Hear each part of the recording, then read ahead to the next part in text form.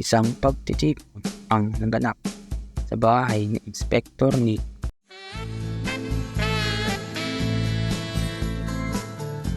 Uy guys, kamusta naman kayo?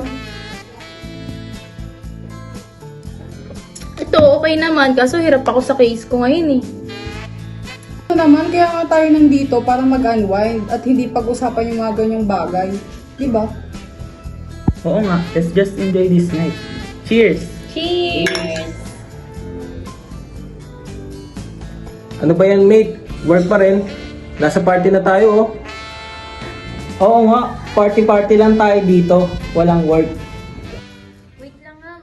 Check. Habang nagkakasiyahan sila, ay may natanggap si Inspektor Nebelin na mensahe galing sa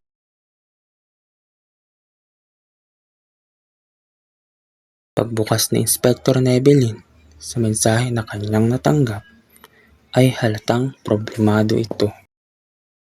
Hanggang sa nakaramdam ng pagsikip ng dibdib si Inspektor Nebelin na nauwi upang mahirapan siyang huminga. Nawalan ng malay si Inspektor Nebelin at nagulat ang ibang mga inspektor na kasama niya sa silid.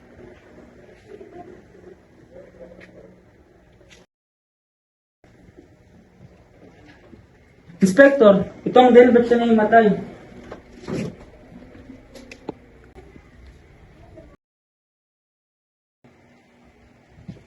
Inspector, pwede ka namin makita yan? Ay wait, di ba ikaw yung expert sa mga ganyan, Inspector? Napakadali na ito!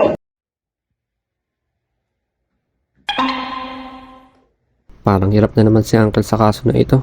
Mukhang kailangan niya na ata ng tulong ko. Pasensya na Uncle, pero kailangan ko gawin ito. Naantok na naman ako.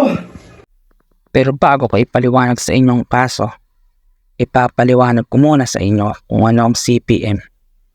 Ang CPM ay nangangahulugang Critical Path Method. Ito ay isang paraan sa pag-uorganisa ng mga gawain sa isang proyekto.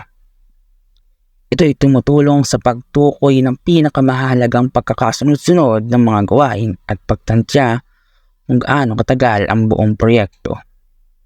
Sa pamamagitan ng CPM, natutukoy ang mga mahalagang gawain na dapat tapusin sa tamang oras para maiwasan ang pagkaantala ng proyekto.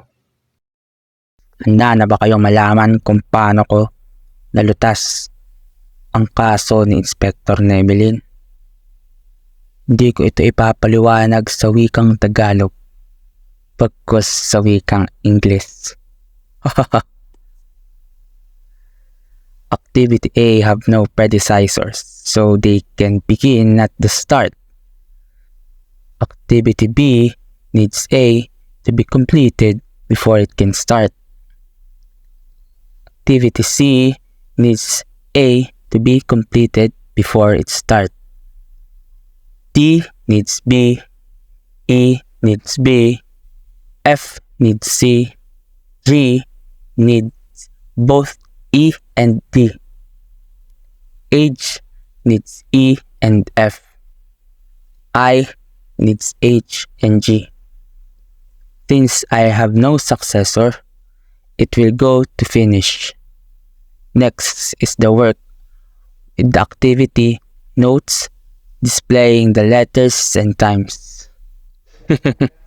Naiintindihan niyo ba, mga kapwa ko inspektor? A has no predecessor, so its earliest start time will be 0. Since it has 5 days to be completed, its earliest finish time will be 0 plus 5, which gives 5. B needs A to be completed. Since the earliest finish time for A is 5, the earliest time for B can start at 5, and with activity time of 10, we'll have a time of 10 plus 5, which is 15. C needs A to be completed. Since the E time for A is 5, the earliest time for C can start at 5. And with an activity time of C is 13, C will have E time of 13 plus 5, which gives 18. D and E are the predecessors of B. Since the earliest finish time of B is 15, the earliest finish time for D and E can start at 15. And with the activity time of D is 7, 7 plus 15, which gives 22 for the earliest finish time. For D, while the activity time of E is 3, E will have an E time of 3 plus 15, which gives 18.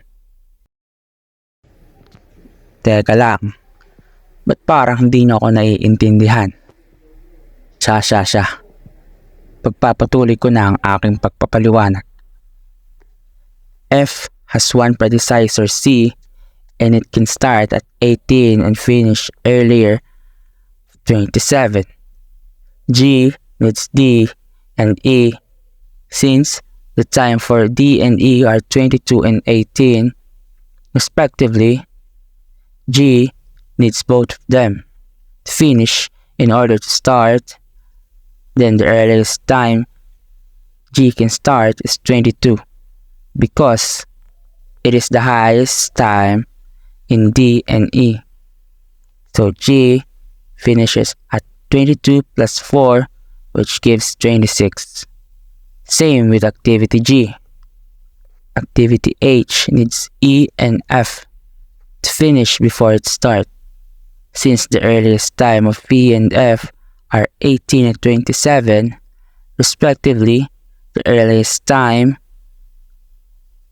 of H can start is 27, since that is the highest earliest finish time. So, H finishes at 27 plus 3, which gives 30. I needs both G and H to finish. Both have time of 26 and 30. So, the earliest time will be 30 because it is the highest.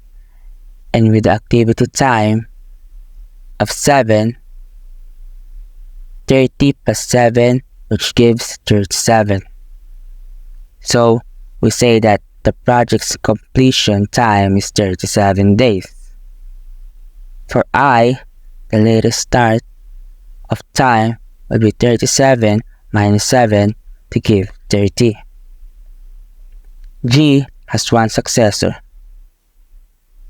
I. So the latest finish time for G will be the latest start time for I, which is 30. And the LS will be 30 minus 4, which gives 27 for G. Activity H has one successor, its letter I. The LF will be 30 for H, and LS will be 27. Activity T has one successor, G, therefore the LF will be 26 for T, and the LS will be 19. E has two successors, G and H. Their latest start time are 26 and 27, respectively. As the result, the latest time for E has to finish be 26 in order for E to start. When doing backward pass, the LF time of an activity must be a minimum of the latest start times of its successor. The LS time of E will be 26 minus 3, which gives 23. The activity F has one successor, H.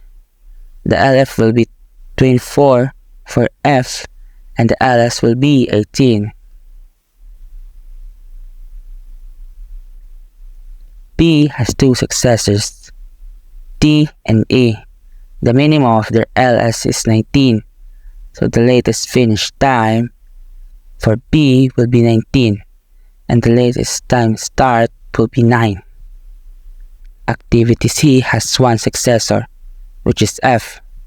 Thus, the LF will be 18 for C, and the LS will be 5. And for A has two successor B and C, the minimum of their LS is 5. So the latest finish time for A will be 5, and its the latest start will be 0.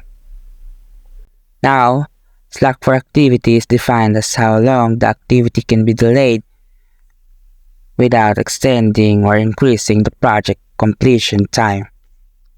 And the calculation for that is LS minus ES or LF minus EF. So the slack for A will be 0 minus 0 or 5 minus 5, which will be 0.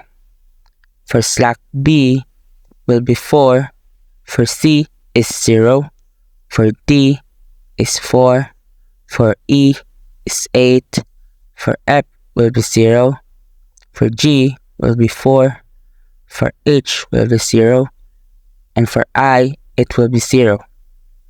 The activity with 0 slacks are A, C, F, H, and I, which is the critical activities, and they are the critical path, which is the longest path in the network.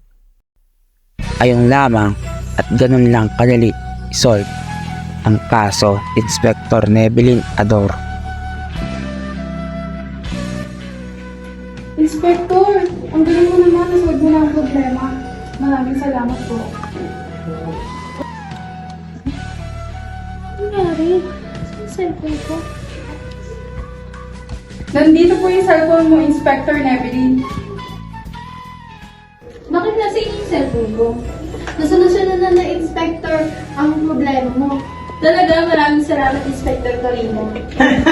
Wala nga naman.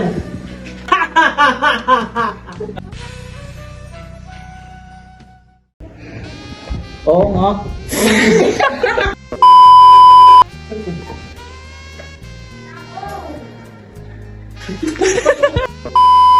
Ba yan, mate? Party pa rin. Party pa rin. Work pa rin.